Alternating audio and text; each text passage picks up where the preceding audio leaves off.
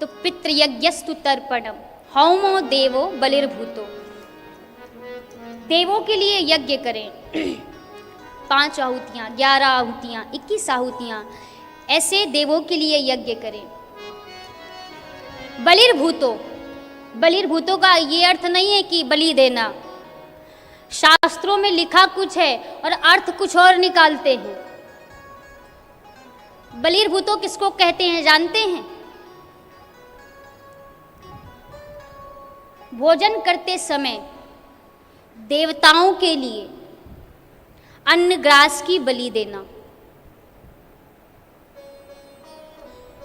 यानी उनके लिए अन्न निकालना, अन्न निकालकर यज्ञ कुंड में डालना, हवन में डालना, इसको बलिर्भूतों कहते हैं। ये नहीं कि हम सोचते हैं गाय को काटना, बकरे को काटना। शास्त्र में कहा कुछ गया है और अर्थ हम कुछ और निकालते हैं।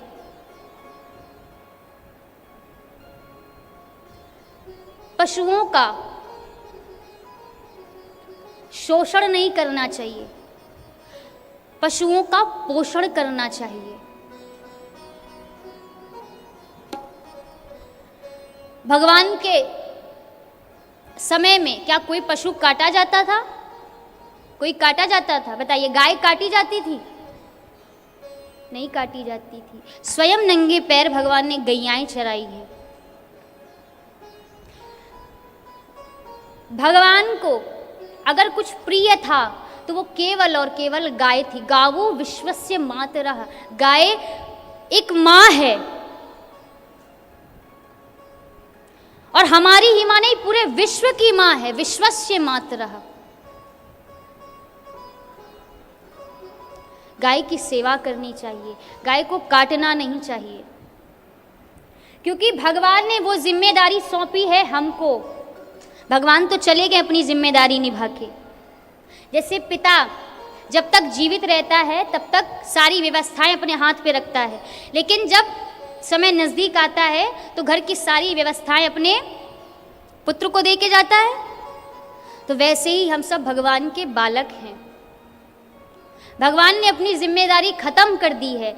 अब जिम्मेदारी किसकी है? हमारी। और हम क्या कर रहे हैं? उनको काट रहे हैं, उनको मार रहे हैं। तो भगवान क्या खुश हो रहे होंगे? कभी नहीं खुश होंगे। जब गाय नहीं होंगी गोपाल कहाँ होंगे, इस धरती पे हम सब खुशहाल कहाँ होंगे।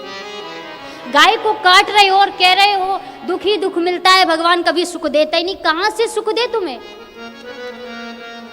जब आप उनकी जिम्मेदारियों को अच्छे से निभा नहीं पा रहे हो तो वो कहाँ से? आप लगना तो चाहिए ना कि प्रभु हम आपकी जिम्मेदारियों को संभालने के लायक बन गए हैं। भगवान देख ही नहीं रहा है कि तुम उनकी जिम्मेदारियों को संभालने के लायक भी बने हो या नहीं। भगवान को दिख ही नहीं रहा है तुम्हारे अंदर, तभी वो आपको सुख नहीं देता है, आनंद नहीं देता है। उनकी जिम्मेदारियों को समझे। और फिर आखिरी यज्ञ जो बताया है, बलिर्भूतो अतिथि पूजन, अतिथि का पूजन करना चाहिए। द्वार पर अगर कोई अतिथि आता है तो उसका सम्मान करना चाहिए।